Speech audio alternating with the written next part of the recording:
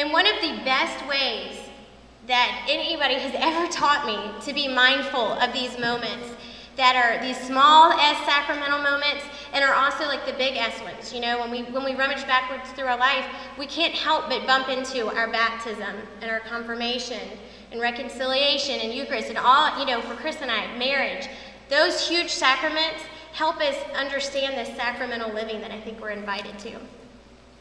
But the tool that I was taught years ago, it was actually on a silent retreat many months after Katrina in New Orleans. Like Kathy said, I'm from Baton Rouge. I was on a silent retreat at the Cynical Retreat House in New Orleans.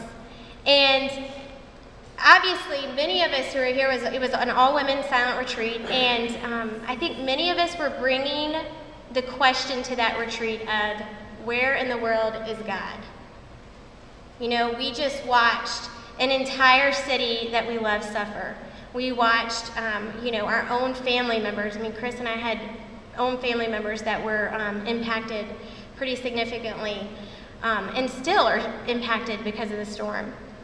But on that retreat, I was taught a prayer called the Examen. And it's on, I put it on the yellow sheet, and if y'all take a second, I want us to look at it. And the Examen, St. Ignatius, who, if you know me too, you'll probably learn quickly that he's one of my favorite saints. But St. Ignatius said, if you pray any prayer at all, this is what he said to his brother Jesuits, pray the Examen.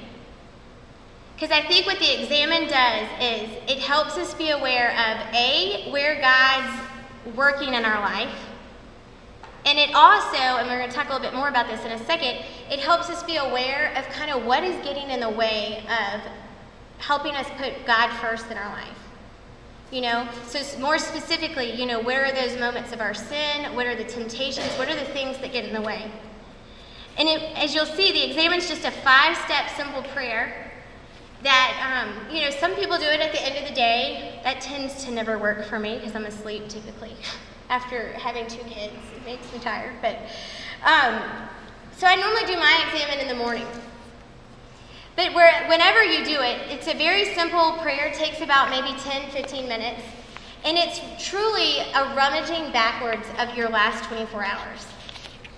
And so it just starts with a simple prayer to the Holy Spirit, asking to see your day, to see our day as the Holy Spirit saw it.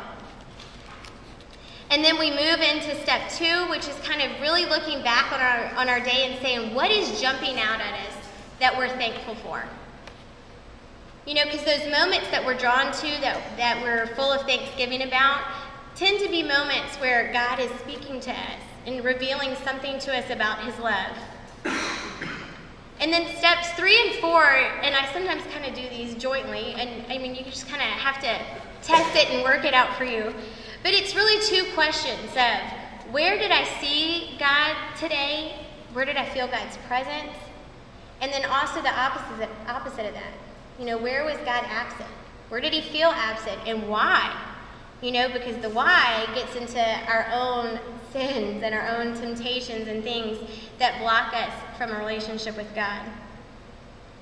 You know, and then there's an asking for forgiveness, and then just a simple looking ahead to tomorrow. You know, the next 24 hours. So, you know, the prayer simply is, you know, Christ, in light of all of this, what are you asking of me tomorrow? What are you asking of me in the next 24 hours? And then you close typically with an Our Father.